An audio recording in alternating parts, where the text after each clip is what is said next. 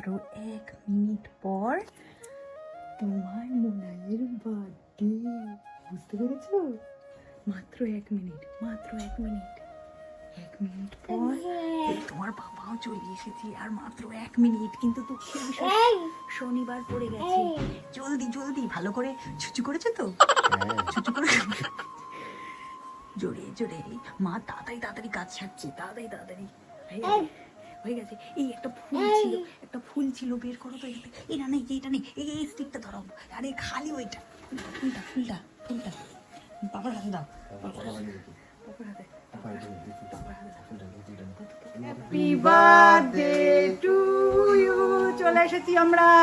Happy birthday to you. জোগাড় করে ফুল পেয়েছি।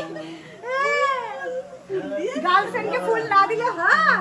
হাঁটু গেড়ে বাবা হাঁটু গেড়ে দেবে? হাঁটু গেড়ে দাও। ও মা, হাঁটু গেড়ে ভিডিও দিচ্ছে, এই ফুল দিচ্ছে। আমি ভিডিও করতে করতে ভিডিও।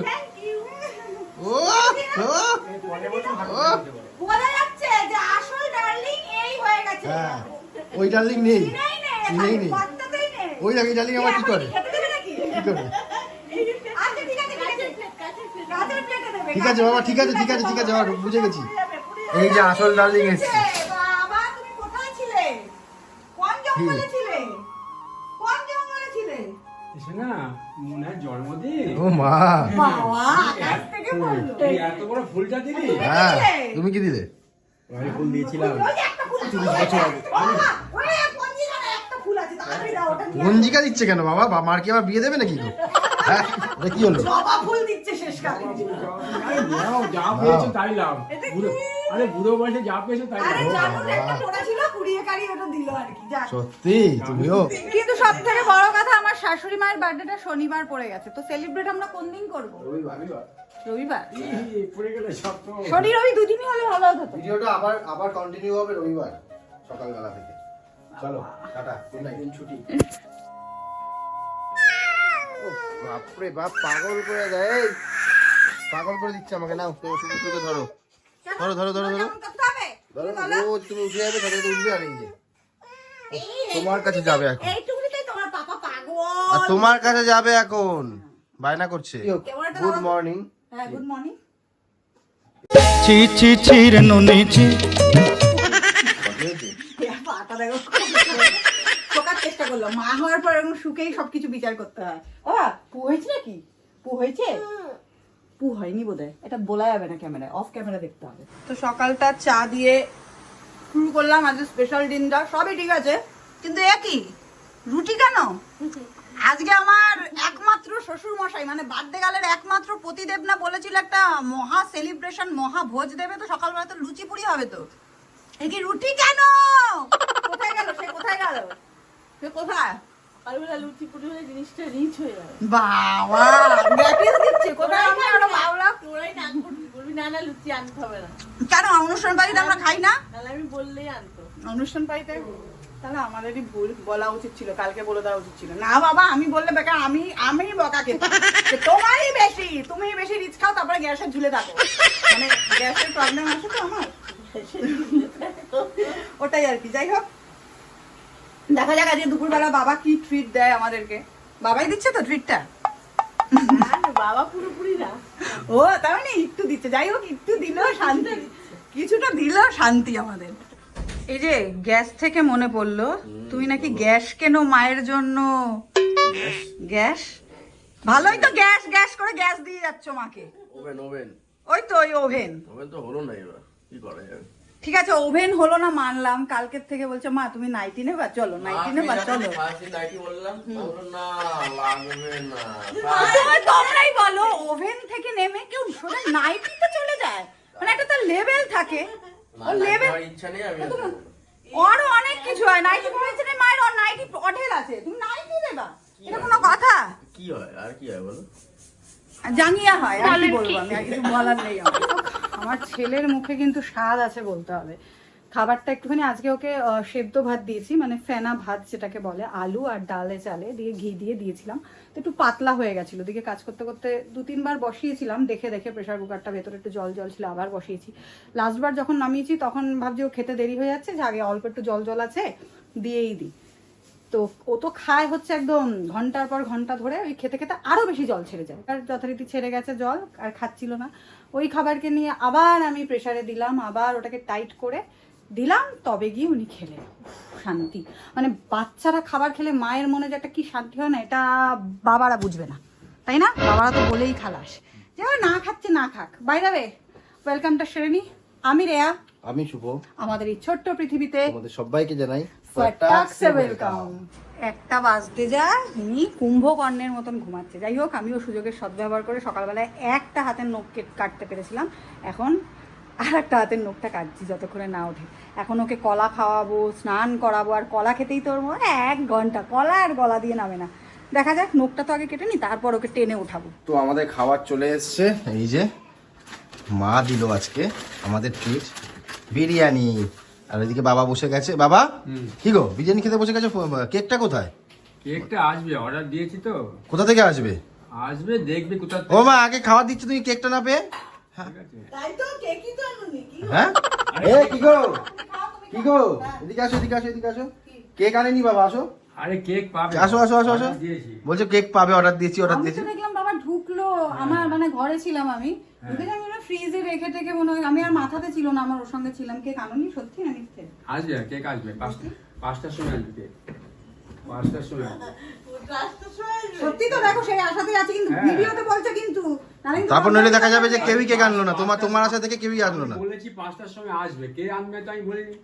বলেন কি? বলেছি 5টার সময় কেক আসবে। 5টার সময় তুমি অন্য কেউ আনলে তুমি কি করে জানো? না না, বাবা কালকে বলেছিল যে আমার অত দরকার নেই, দরকার হলে আমি খাবো না, কিন্তু আমি কেকও আনবো না। বাবা মনে হয় ওই চালটাই করছে। আমি খাবো না এদিকে বলিনি। সবার আগে দেখো হ্যাঁ। প্লেটটা কিন্তু বাবারই বাড়া হচ্ছে। তো মেয়েরা তো সব সময় বেড়েই খায়, বিশেষ করে মা, আমি।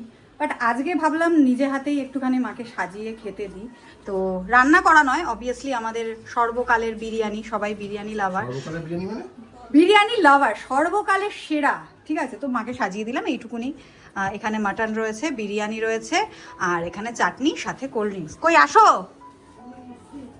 এটা কাঠটা বাড়ছো? তোরটা আমি বসবো তো পরে, আগে হোক ওদের খাওয়া, তোমাকে নিয়ে আসবো তারপর। তো আজকে আমার শাশুড়ি মাকে আমি নিজে হাতে অবভিয়াসলি রান্না করে দিইনি, বাট নিজে হাতে সাজিয়ে দিয়েছি। ঠিক আছে, কারণ আমি এখন পারি না সত্যিকারে, কিন্তু আমার একবার ইচ্ছা আছে আমি রান্না করে নিজে হাতে আমার শাশুড়ি মাকে সাজিয়ে গুছিয়ে খাবো। না বসো বসো বসো, তাড়াতাড়ি বসো বসো বসো বসো। প্রথম বাইটটা আমি খাইয়ে দেবো, খাইয়ে দাও। এটা আমার ইচ্ছে। বিরিয়ানি খাওয়াই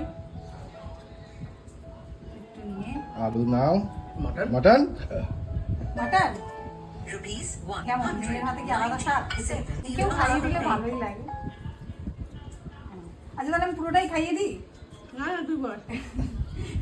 আচ্ছা না, এবার খাও, তুমি আস্তে ধীরে খাও। আরো দেবো, আরো আছে কিন্তু, এটা সাজানোর জন্য অল্প একটুখানি দিয়েছি। এদিকে চলে এসো, 4:30 বাজে। ইভিনিং এ সেলিব্রেট করতে হবে না তো মুনায়ের বার্থডে? খাওয়া দাওয়া হলো, এবার একটু আরাম করে ঘুমাও, নাকি আনন্দে আর ঘুম আসছে না? আসো মাম্মা, আসো, চলে আসো।